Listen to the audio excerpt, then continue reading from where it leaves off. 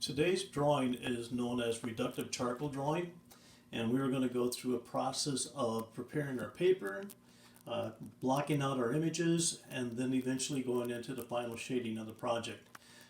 I do have examples of student work from past years, and if you look at them, you'll see they have a very nice, almost photographic quality to them.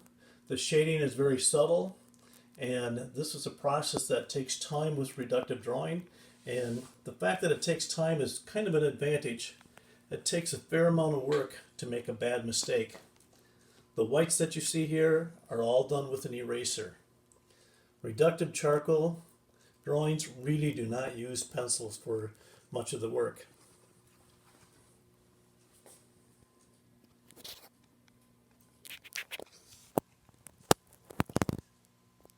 I have a list of materials that you're going to be needing. You can come back to this and pause the video so that you can see which things you're going to need. Most of these are already in your drawing kits. There are a few additional things, but nothing too serious.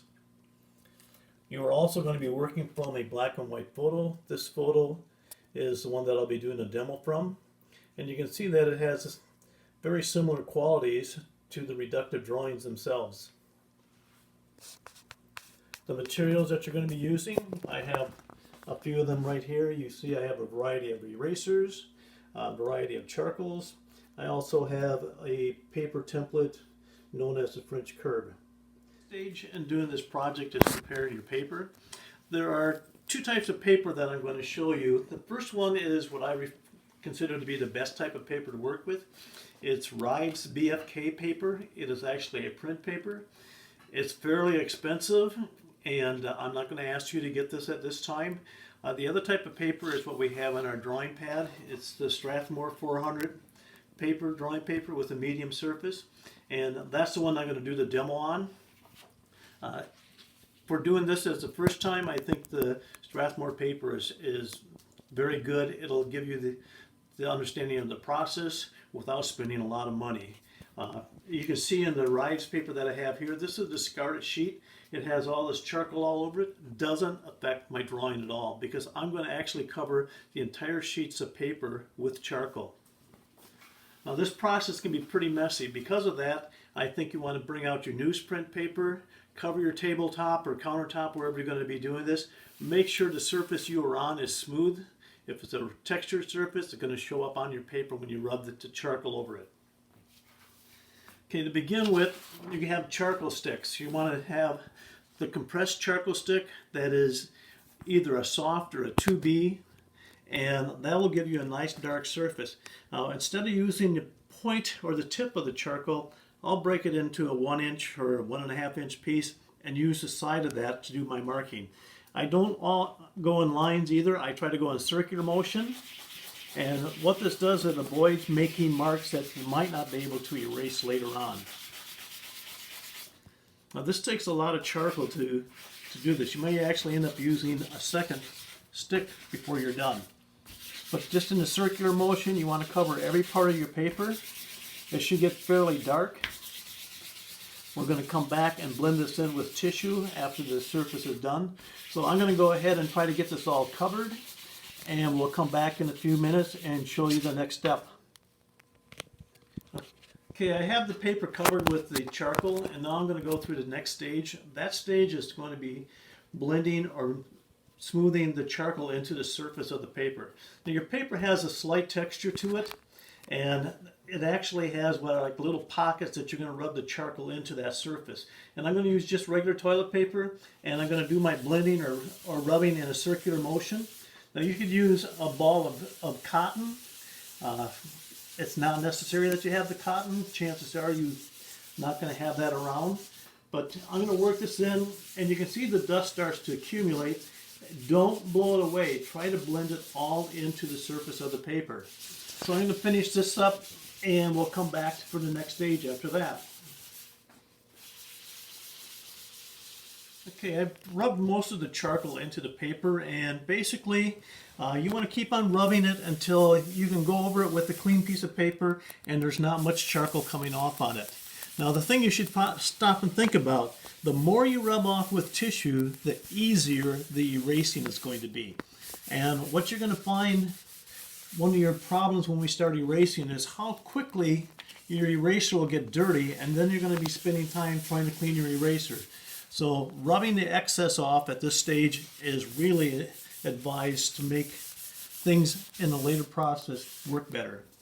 I'll tap that off. I don't have any dust on there anymore, and I'm ready to start the next stage of my project. So I'm going to clean up my mess first, and we will come back. Okay, at this stage of the drawing, I am going to start blocking in my shapes and working on my composition.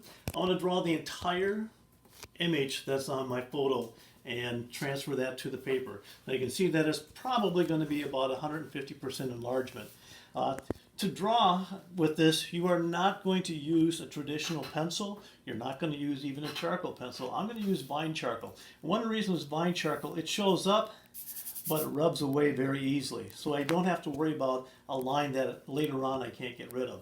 So maybe in the simplest way, I'm going to kind of work with the apple that's in the middle. If you look at it proportion-wise, the top of the apple is almost exactly in the middle of the paper. So that gives me kind of an easy guideline to go with to begin with.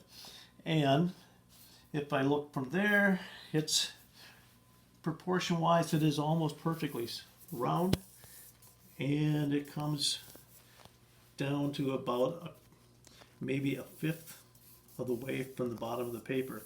So you can just barely see my outline of the apple at this stage.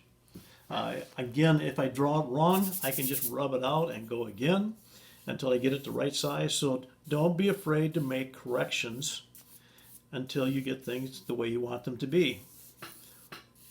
So I will finish blocking out all of my drawing, and we will come back and start working with erasers after that. So it's pretty simple at this stage. Nothing too serious as far as getting into details and things of that sort.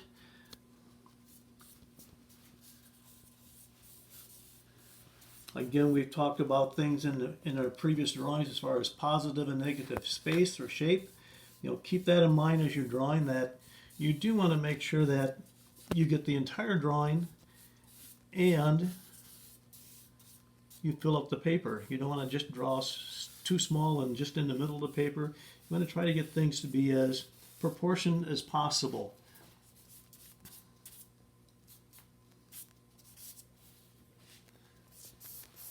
A little more detail on some of the pieces. The apples are pretty simple. This bowl is a little bit more detailed. Again, you can see right here, I'm seeing I was being a little careless as far as the rim of the bowl is actually a little more in line with the top of the apple here. So I want to make sure I keep track of that. And again, that's the nice thing about the Vine charcoal. It doesn't take long to come back and rub it out and redraw things and make your corrections. So I will continue blocking this in, and we will come back for the next phase.